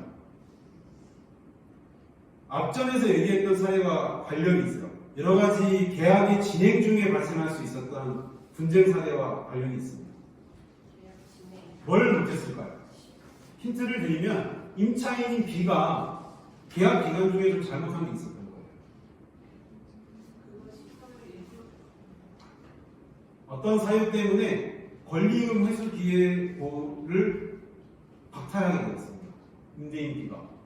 임차인 B가. 차이겠죠. 그렇죠. 제가 이거 희싸한 게 양한 차이. 기회가 있어요. 술 좋아하시면 술 한잔 돼요. 차임이 연체됐어요. 차임. 근데 차임이 그냥 연체된 게 아니었어요. 그냥 상기가 연체된 게 아니었습니다. 아까 말씀드렸던 것처럼 꽤 오랜, 제가 15년 동안 임대차 계약이 유지됐다고 했잖아요. 그 기간 동안에 둘의 사이가 너무 좋으니까 임대인이 많이 봐줬어요. 봐주기도 하고 빨리빨리 갚아라고 했는데 누적된 금액이 몇 개월이 지나니까 상기가 됐다는 거예요. 이걸 못 찾았어요. 1심에서는. 못 찾았는데 제가 15년간의 거래 내역을 다 뽑아봤거든요. 혹시나 싶어가지고. 그래서 저희 직원분이랑 둘이 밤새면서 그걸 다 계산해봤습니다. 그랬더니 상기의 차임액에 달하는 정도로 연체된 경우가 꽤 많았어요. 한 3-4번 정도가 있었습니다. 그래서 결국은 임차인의 자신의 권리 의무를 이행하지 않았기 때문에 권리금 회수 기회를 향유할 수 없다는 판결이 나왔어요. 사실은 신규 임차인이 대기업이었다는 이유 때문에 뭐 저 스스로는 정당성을 찾으려고 했긴 했겠지만 어쨌든 의미가 있는 판결이었어요. 임대인이 약자인가 임차인이 약자인가 저도 많이 사실 고민했었는데 그래도 판단을 받아가야겠다는 이유에서 재판을 진행했었고 이 이후에 대법원 판례가 그 당시까지만 해도 그런 사례가 없었거든요. 그 이후에 법제화되면서 대법원 판례에도 많이 나오고 있습니다. 지금은 아마 차임을 연체했다는 경우 정도까지만 이해하고 있을 뿐이지 차입의 연체액이 3개에 달하는 때에 대한 이해는 실제로 실무 법률가들 중에도 모르는 사람들이 되게 많습니다. 제가 왜 이렇게 확신하냐면 당시에 사건을 하다 보면은 저희 그때 법인에서도 제 자랑 같지만 자랑을 하면 그 당시 법인에서 변호사들이 한 5명, 6명 있었을 때 이걸로 다퉈볼까 합니다라고 했을 때 다 무시했습니다. 왜냐하면 그게 복잡화되지도 않았고 차입의 연체를 그렇게 해석하는 게 맞나라는 의문들이 다 있었던 거예요. 근데 실제로 법문이 그렇잖아요. 그거 가지고 계속 해석을 들이밀어서 결국 그렇게 판단을 받아냈습니다. 그러니까 이제는 이거를 뭐 대기업이나 이런 부분을 다 배제하고 우리에게 유리하게 해석하자 이거예요. 임차인들에게. 아까 말씀드렸던 것처럼 차입을 그냥 무대뽀로 늘리지 말고 조금이라도 계속 넣어야 된다는 얘기예요. 그리고 혹시나 누적된 금액이 있지 않을까? 혹시나 불분명한 금액이라면 계속 확인을 하셔야 되는 거죠. 예, 보증금에 관한 문제입니다. 계약이 종료되면 이제 가장 문제는 보증금 관한 문제죠. 거의 끝나가는데 만약에 제가 모르는 사이 임대인이 갑에서 을로 변경된 경우 계약을 해지하고 보증금 반환을 갑에게 청구할 수 있나요? 있을까요? 네. 옛날에는 안 됐어요. 지금은 됩니다. 상가도 주택도 다 됩니다. 옛날에는 임대차 계약 관계는 당사자가 누군가에 따라서 정해지는 것이 아니고 법문의 규정상 포괄적으로 승계되기 때문에 다음 임대인에게 요구해야 된다는 게 법문 규정이었는데 요즘에 워낙 악덕 임대차 관계가 많이 생기다 보니까 최근에는 상가든 주택이든 대법원 판례에서 두 가지 경우를 모두 다 규정했습니다. 만약에 임차인이 원하지 않을 경우에는 상당한 기간 내에 이의를 제기하고 그 이의에 따라서 계약을 해지할 수 있다는 겁니다. 어떤 경우가 되냐면 갑이 을에게 팔았어. 내가 보증금 1억 주고 지금 상가하고 있는데 갑에서 을로 집주인이 바뀐 거예요. 그런데 알아봤더니 원래 갑은 그 동네에서 건물도 많고 되게 자력이 많았어요. 근데 을은 별로 자력도 많지 않고 빚도 되게 많은데 빚잔치 하면서 그냥 이 건물을 산 거예요. 그럴 경우에 내 보증금 1억을 을에게 확실히 받을 수 있다는 담보가 될까요? 을이 빚이 되게 많다고 소문이 났는데 그러니까 이걸 듣는 순간 나 을이랑 계약 안 하고 그냥 을이랑 계약 계속 안 이어나가고 그냥 계약을 여기서 끝낼래요. 옛날엔 이게 안 되는데 지금은 상당한 기간 내에 요청해서 할 수 있어요. 상당한 기간 내라는 이 또 모호한 개념을 어떻게 해석하느냐. 내가 계약 사실을 알고 나서 상당한 기간 내에 계약 해지를 청구해야 되는데 보통 한 2주 정도를 봅니다. 법률적으로 정해지만 아니지만 그래서 주변 분들에게 이런 조언을 해드리십시오. 집주인이 바뀌는 경우가 되게 많은데 새로운 집주인이 자력이 없어 보인다면 과감히 계약을 해지하시라. 그걸 요구할 수 있다. 근데 기간이 지체되면 안 됩니다. 또 많은 경우가 있죠. 집주인이 임의적으로 보증금에서 원상 회복 비용을 공제하고 반환한다고 합니다. 내가 상가를 했어요. 근데 보증금 1,000만 원 돌려받아야 되는데 이제 집주인이 와가지고 저기 장사하다가 여기 나갔더만 방충망 떨어졌더만 보증금 1,000만 원에서 그냥 800만 원만 받으세요. 800만 원 준다고 합니다. 이럴 경우는 어떻게 해야 될까요? 실무적인 거예요. 원칙적으로는 안 되는 거죠. 원칙적으로 100만 원을 다 받아야 되죠. 1,000만 원을 다 받아야 되죠. 근데 그거는 원칙적인 이론적 개념이고 실무적으로 어떻게 해야 될까요? 일단 받아야죠. 안 줄 텐데 그러면. 어떻게 악용하냐면 집주인들이 그 800만 원 안 주고 계속 붙잡고 있습니다. 그러면 나는 새로운 임차인에 가지도 못하고 임차권 등기하면 상관없겠지만 가지도 못하고 오지도 못하는 경우가 발생해요. 그럴 경우에 임차 보증금은 아까는 예를 1,000만 원 들었지만 3,000만 원에서 4,000만 원 될 수 있어요. 너무 반등되는 금액이 아니라면 일단 받으시고 남은 금액을 가지고 손해배상 청구를 하면 됩니다. 부당이득 반환 청구를. 일반적인 경우라면 부당이득 반환 청구를 했을 경우에 그 금액을 판결에서 인정받더라도 집행받지 못하는 경우가 많아요. 그러니까 1,000만 원을 아까 1,000만 원에서 200만 원을 공제한 800만 원을 받았으면 200만 원을 반환 청구를 해야 되잖아요. 200만 원을 반환 판결을 받아내도 상대방은 200만 원을 주지 않는 경우가 많죠. 그런데 임대차 같은 경우에는 그럴 경우에도 집행을 할 가능성이 좀 있습니다. 왜냐하면 이 사람 집주인이잖아요. 그 건물의 경매를 때릴 수 있다는 거예요. 그러니까 이럴 경우에도 무턱대고 일단 무조건 받을 필요는 없어요. 무조건 받을 필요는 없지만 내가 지금 받지 않으면 이 기간이 장기화될 것 같으면 받으십시오. 단 한 가지 전제는 있습니다. 당신이 지금 나에게 주는 금액이 온전한 금액이 아님을 명확하게 의사표시를 해야 됩니다. 그렇지 않고 그냥 1,000만 원의 보증금을 800만 원으로 퉁쳐서 받는 걸 내가 묵시적으로 인정하는 개념이 되면 내가 받아야 되는 200만 원에 대한 채무를 상대방에게 면제해주는 꼴이 될 수도 있어요. 그렇기 때문에 의사표시가 되게 중요하고 그 과정은 전부 다 녹음을 하셔야 된다 라고 조언을 드릴 수 있습니다. 원상회복 의무와 유익비 상환 청구권이라는 건데요. 자, 그 건물 아까 표준상가 임대차 계약서에 다시 들어가 보면 거의 요즘 체결되는 계약의 한 80%는 임대차 계약이 종료될 경우에 임차인은 원상회복 의무를 다하여 임대인에게 돌려준다고 써 있습니다. 원상회복 의무가 우리가 생각하는 것처럼 온전히 정말 깨끗하게 다 돌이키는 것을 의미하느냐라고 했을 때 이런 경우에 문제가 생길 수 있죠. 내가 미용실 상가에 권리금을 주고 들어왔는데 임대인이 계약 종료가 되니까 나 원래 여기 미용실 아니었어요. 원래 여기 PC방 하기 전에 공실이었어요. PC방이었어요. 그 상태로 다 돌려놓으세요. 라고 하는 경우가 있습니다. 원상회복 의무가 규정되어 있으니까 내가 이거 원상회복 다 해줘야 되는 거 아닌가? 라고 생각할 수가 있는데 그 원상회복은 내가 임대차 계약을 체결할 때의 원상이에요. 근데 실제로 이렇게 요구하는 집주인들이 매우 많습니다. 그리고 원상회복 의무를 규정하게 되면 유익비 상환 청구권을 포기하는 개념이 생겨요. 이거는 실제적으로 대부분 원상회복 의무를 규정하니까 부가적으로만 짧게 설명드리면 임대차 계약에서 청구할 수 있는 비용이 크게 두 가지가 있어요. 필요비와 유익비. 필요비라는 건 뭐냐면 요 공간을 유지하기 위해서 필수적으로 들어가는 것, 전등, 전기, 물, 시설 이건 필수적으로 들어가는 거라서 그 필수적인 경우에는 언제나 청구할 수 있다는 겁니다. 근데 유익비 같은 경우에는 뭐냐? 미용실을 운영하기 위해서 내가 시설을 특별히 설치한 경우가 있어요. 미용실 모든 방실에 공통되는 개념은 아니지만 미용실이니까 필요한 설비가 있겠죠. 고깃집이니까 필요한 설비가 있겠죠. 짜장면집이니까 필요한 설비가 있겠죠. 그 설비를 내가 설치했을 경우에는 그것을 위해서 건물의 가치, 방실의 가치가 올라갔다면 그 비용을 집주인에게 청구할 수 있다는 게 유익비예요. 필요비는 어느 건물에나 필요한 거, 유익비는 그 목적 건물에만 필요한 거. 이걸 유익비라고 하는데 원상회복 의무가 규정되어 있으면 그 유익비는 포기하는 걸로 해석합니다. 즉 미용실을 운영하면서 내가 원상회복 의무를 규정해 놓았으면 보통의 경우는 원상회복 의무가 규정되어 있지 않으면 내가 여기에 정말 인테리어 이쁘게 해서 빵집 들여왔어요. 베이커리 입고 놨고 테이블 놨어요. 그러니까 나갈 때 내가 여기 정말 이쁘게 인테리어 바꿨으니까 이만큼의 비용을 저에게 주세요 청구할 수 있다는 거예요. 근데 원상회복 의무가 규정되어 있으면 그 비용을 청구할 수는 없어요. 이 시설을 포기하는 거죠.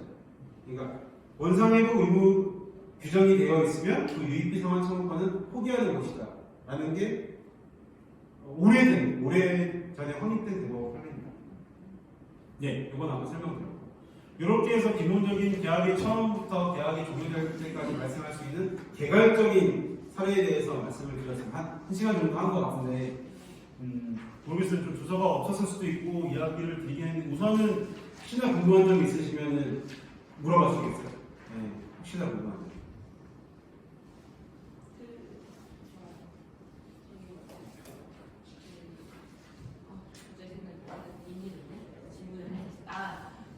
상가 건물의 주인이 바뀌면서 이제 실제 사례였는데요. 상가 건물의 주인이 바뀌면서 임대인의 개인 정보, 전화번호, 계좌번호 등을 절대 공개 안 하는 거예요.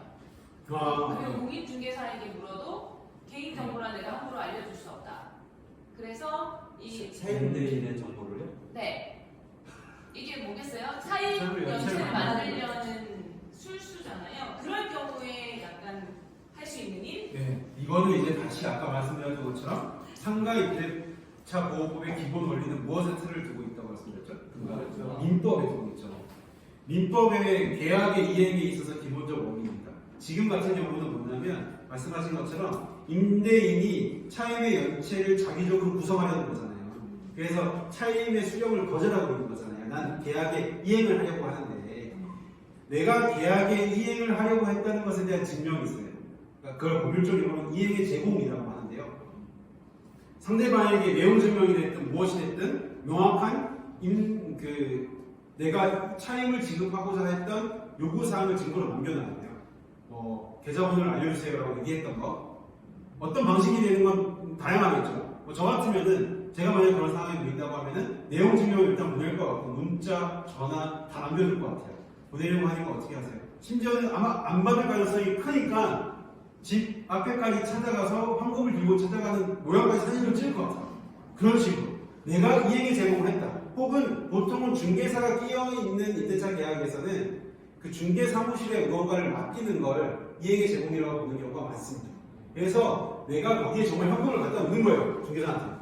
그리고 고시 하는 거죠. 중개사분 연락이 하도 안 되셔가지고 제가 부동산 중개사에 맡겨놨어요. 돈 찾아가세요. 정말 이것도 안 된다면 법률적으로는 법원에 공탁을 하는 방법도 있습니다. 찾아가라. 상대방을 지정해서 인적사항을 잘 모르는 경우가 있으니까. 그러니까 어떤 방식이 됐든 내가 차임을 지급하려고 노력했다.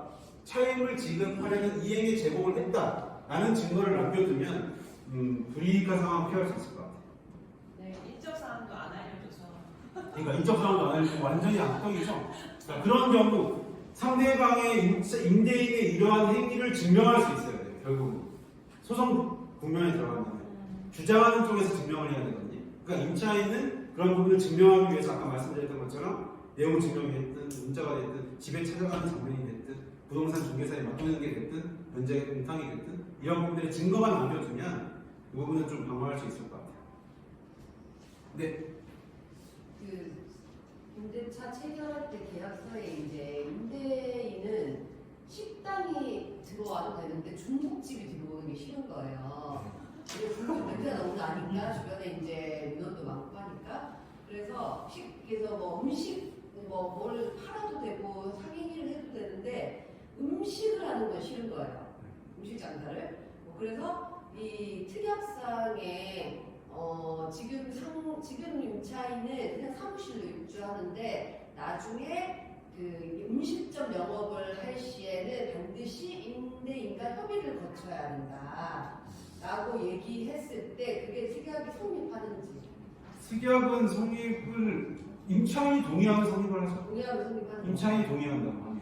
그러면 반대로 아까 얘기한 것처럼 그 불리한 약정. 임대인이 그 새롭게 임차인을 구하는데 임차인이 나가려고 하고 임차인 B가 나가려고 하고 그 새롭게 하는데 아 나는 이 업종이 싫어라고 네. 해서 임대인이 거절한 거는 문제가 없는 건가요? 그 사유가 안 돼요. 근데 새로운 업종을 제한하는 건 나와의 계약 관계잖아요. 새로운 임차인을 구해오는 그 직종까지 제한했던 것은 그 사람과의 관계란 말이에요. 그러니까 권리금 계약 관계가 임대차 계약 관계는 별도의 계약이에요. 권리금 계약 관계. 근데 지금 말씀하신 것처럼 만약에 임차인이 그것을 전제로 하고 집주인과 특약을 인정한 다음에 새로운 신규 임차인을 식당으로 구해와서 거절을 했다.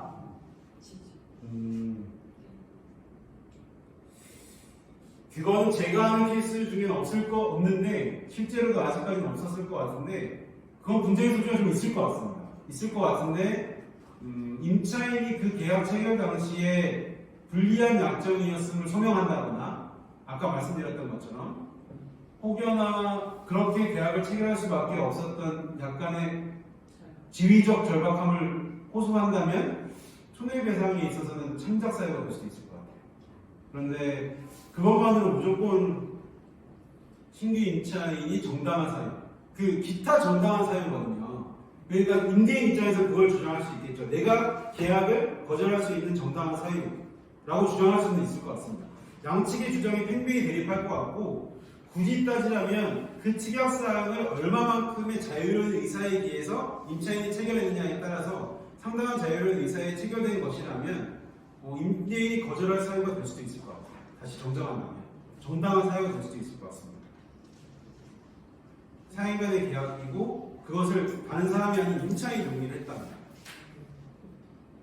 근데 만약에 특약이 없이 그냥 집주인이 나 식당은 싫어 아니면 나 미용실은 싫어. 그게 그런 것도 아니었는데. 네, 그러면 어떻게 돼요? 그건 안 되죠. 그건 안 돼요? 그건 안 되죠. 업종 제한을 왜 못해요? 업종 제한을 할 수가 없어요. 임대인은 예를 들어서 신규 임차인을 주장했을 때 그 업종 때문에 거부하는 것은 정당한 사유가 있잖아요. 아까 제가 말씀드렸잖아요.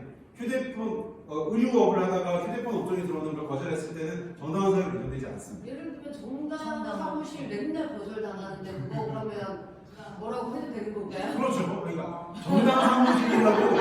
정당 사무실이라고 최초의 계약을 거절하는 건 자유죠. 최초의 계약. 아, 최초의 계약을 거절할 수 있죠. 그 신규 임차인은. 그러니까 주변에 식당 같은 거 친해지죠. 관리금을 들어가는 하는데 그러니까 좀 장사가 안 될 것 같은 식당들이랑 친해지면 그 식당들이 주선하는 것까지 그들이 막을 수가 없거든요. 예, 비약적인 예로 생각해보면. 하여튼 업종 때문에 임대인이 안 된다, 뭐 식당이어서 안 되고 술집이어서 안 되고 그런 건 안 된다. 주선 권리금에 있어서는. 네. 신규 계약에 있어서는 임대인의 자유니까 네. 자기가 제한할 수 있지. 그건 자유, 그 정도 자유는 좀, 예, 못하겠죠. 그것까지 뭐 거부할 수는 없습니다. 네. 그 15조에 따르면은 지금 위반된 약정으로서 임차인에게 불리한 것은 무효인데 그러면 임차인에게 불리한 조건을 임차인이 모르고 이행해 버렸다면 나중에 손해배상을 청구할 수 있나요? 네, 무효입니다. 그러니까 손해배상이라기보다는 부당이득 반환이라고 하는데, 만약에 이 경우에요. 아까 말씀드린 것처럼 차임에 상한 제한이 있어요. 근데 임차인이 이걸 몰랐어요. 그래서 만약에 그것도 오케이를 했어요. 그래서 차임 상당 이상을 제한되는 금액 이상을 지급했어요. 나중에 그걸 알게 됐다. 그러면 내가 법률로 의무인 금액 이상을 지급했으니까 당신이 받은 것은 부당이득입니다. 돌려주십시오라고 소송을 할 수 있습니다. 그걸 법률적으로는 부당이득 반환이라고 합니다. 제가 지금 계약하고 있는데 됐나요? 네. 네, 왜냐면 그 상가 안에 미용실도 있고 피자집도 있고 뭐 부동산도 있고 있는데 저한테만 관리를 받아요. 왜요? 아, 식당이 근데 저는 이제 나중에 아, 한 거고 기존에 있었던 분들은 그냥 안 받은 거예요. 이전에 근데 새로 들어오니까. 네, 그래서 그걸 제가 나중에 알게 됐어요. 이것도 부당이득 반환 대상이 되네. 관리비는 전체 받아야 되나 아니면 어떤 거예요? 근데 그거는 조금은 네, 관리비라는 개념을 측정했다는 거. 이 단순히 상가적 특성 때문에 지급하는 우리 공간만의 특성이라면 관리비를 지급할 수 있겠죠. 근데 만약에 위원장님께서 지급하시는 그 관리비가 그러면 지급하는 그 관리비가 내 공간이 아니라 뭐 엘리베이터에 적용될 수도 있고 계단에 적용될 수도 있잖아요. 네. 그렇다고 한다면 그건 부당이득이 되겠죠. 부당이득 반환 청구 대상이 되겠죠. 근데 그거를 구분하기가 좀 어려울 것 같고 계약서상에 어떻게 명시되어 있는지 봐야 돼요. 관리비를 특징하거든요. 미움받았어요? 만약에 거기 관리비 이제부터 그냥 받기로 하는 거예요. 그러니까 예전에는 안 받다가 이제 새로 들어온 사람들만 받기로 했다라는 거죠. 부동산에서 그렇게 얘기해서 다 아니요, 확인해보면 혼자만 받고 있을 수 있어요. 제가 사람 안 됐어요. 근데 관리비가 만약에 계약서에 그렇게 돼 있다고 하면요, 그건 법률상 그 계약관계가 가장 원천적인 법률상 부당이득 반환 청구 대상이 될 것 같아요.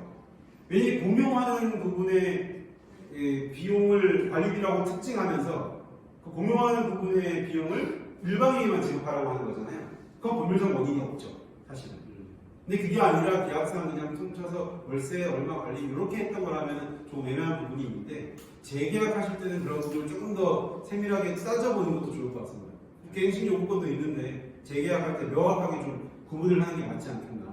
차라리 그럴 거면 월세의 차등은 있을 수 있겠지만 정말 공용법인이 나 혼자 관리비를 내는 건 좀 부당하죠. 부당하다고 볼 수 있을 것 같습니다. 저 두 가지 질문 하고 싶고요. 차임 증감 청구권이 있잖아요. 네. 거기에서 그 증할 때 차임 그러니까 보증금과 월세 둘 다 올려달라고 할 수 있나요? 그 환산 기준표가 있어요. 그 보증금에 플러스 차임 곱하기 100분의 뭐 이렇게 환산 기준표가 있습니다. 그 환산 기준표로 계산을 해서 범위 내면을 할 수 있어요. 두 개 다 같이 할 수 있죠. 오케이. 네. 그리고 정말 감액을 요청한 케이스가 있나요? 저 그게 너무 궁금하거든요. 감액을 요청한 케이스. 그러니까 증감이잖아요. 그렇죠. 증액인데 감을 청구해서 감이 된 적이 누가 감액을 요구했을까요? 임대인이 임차인. 임차인 그러니까 감액은 임차인도 할 수 있는 거 아니고 그렇죠. 임대인도 할 수 있는 거 아니에요? 다 요구할 수 있죠. 감액을 임대인은 굳이 감액을 요구하지 않겠지. 그게 나본 적이 없어서 임차인이 감액을 청구한 사례가 있습니다, 실제로. 음. 코로나 때 되게 많죠. 코로나 시기에는 청구를 한 경우가 있고 실제로 저희 동네에서 감액된 경우 저는 봤습니다. 근데 어쨌든 감액을 요구해도 똑같잖아요. 예를 들면 증액 요구하는데 임차인이 거기에 합의 안 해주면 합의로 할 수 없는 것처럼 감액도 임대인이 안 해도 땡인 거죠. 그렇죠. 착한 임대인이 다른 사람이고.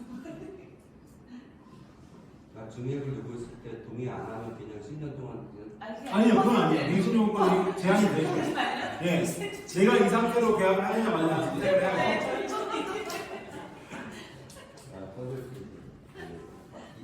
이 상태 때 네, 그러면 이렇게 질문 하나 더. 네네 말씀하세요. 그 아까 권리금 얘기할 때 임대인이 그 권리금을 요구할 수 없다고 하시잖아요. 네, 그렇죠. 임대인이 직접 장사를 한다고 그런 건가요? 아니, 임대인이 직접 장사를 할 거면 임대인이 권리금 상당액을 임차인에게 줘야죠. 그렇죠, 그런 건가요? 그렇죠. 그러니까 임대인도 똑같은 신규 임차인의 지위가 되는 겁니다. 임대인이 직접 할 결국은 그 권리금이라는 건 거기서 장사를 할 수 있는 권리를 표상하는 거잖아요. 그러니까 그게 임대인이 됐든 신규 임차인이 됐든 지급할 수 있는 거죠. 옛날 같았으니까 옛날에 어떤 보수적 방식 인식 사고로는 이해가 안 되는 거예요. 재산 체계에서 내 공간인데 내가 왜 돈을 주고 장사를 해야 되냐 이렇게 생각하는 거죠. 네가 내 떡에 장사하지 않았느냐 이렇게 되는 거죠. 그러니까 악덕 임대인들 중에 일단 임차인을 내보내고 네.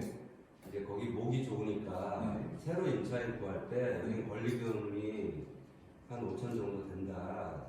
뭐 그러면서 일종의 이제 했을 경우에 이제 일단 거기 들어가고 싶어서 권리금을 임대인한테 주고 들어가서 장사하다 보니까 이제 이걸 알게 됐어요. 네. 이 권리금은 임차인과의 관계이지 그렇죠. 임대인한테 줄 필요는 없는 거다. 네. 그때 그걸 나중에 반환 청구. 그건 부정이득 반환 청구를 했던 사례도 있는 것 같아요. 제 기억이 명확하진 않은데 그 어떻게 표현하고 어떻게 이야기되는가에 따라 차이가 있는데 네. 임대인이 권리금 상당액을 받고 나서 실제로 들어가 봤더니 네. 그 권리금 상당액이 현저하게 높았던 경우가 있어요. 제가 했던 사례 경험한 사례 중에 여기가 뭐 권리금 실제 시가로는 뭐 2,000밖에 안 되는데 한 5,000 받은 사례가 있었어요. 근데 그게 증명이 된다고 하면 손해배상 청구를 할 수 있어요. 증명은 좀 어렵습니다, 사실. 예, 범위를 증명하는 게 어려워요. 시가와 기준이라는 게 있잖아요. 근데 권리금을 만약에 기망을 해서 임대인이 나에게 권리금을 줘야 됩니다라고 기망을 해서 금액을 받았던 거라면 그렇다고 하면은 청구할 수 있겠죠. 내가 만약에 장사를 했어 여기서 당신 내가 원래 여기서 장사했는데 그러니까 나한테 권리금 줘야 되는 기망이 있다면 그게 아니라 그냥 여기서 장사하시는 한 5천만 원을 그냥 문제 주세요. 저희 건물에 주는 것처럼 그렇게 주는 거는 그냥 사적 자체 영역 안에 포함된다고 봐요. 보통 권리금이라고 이름 붙였죠. 권리금이라고 이름을 붙였다도 실상은 권리금이 아닌 거죠. 뭐라고 그러냐? 웃돈이라고 그러죠. 예, 웃돈을 좀 주고 한다고 할 수 있겠죠.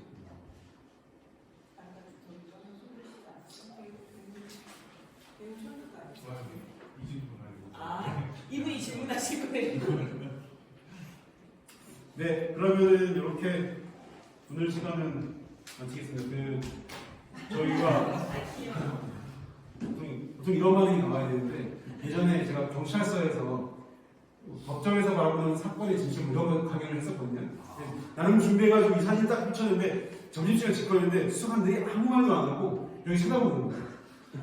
그다음부터 경찰서 강연에는 사진을 쓰지 않겠습니다. 오늘 조금은 지겨울 수도 있고 어려울 수도 있는 얘기인데 들어주셔서 감사하고 저도 준비한다고 했는데 재판도 많고 그래서 어떻게 대신이 있었는지 모르겠습니다. 하지만 오늘 강연에 포토 서비스로 언제든지 저한테 전화 주시면 전화번호는 공개되어 있으니까 전화해 주시면은 민생상담위원분들 내지 정의당 당원분들한테는 제가 항상 무료로 상담해드릴 거니까 언제든지 전화 주시고 궁금한 점 물어주시면 저도 공부하는 시간과 계기로 안고 열심히 살아가겠습니다. 정의당 당원분들이니까 정의당 당이 추구하는 가치와 생각에 맞게 저도 올바른 노력을 할 수 있도록 앞으로도 쭉 열심히 노력하겠습니다. 오늘 수고하셨습니다. 감사합니다.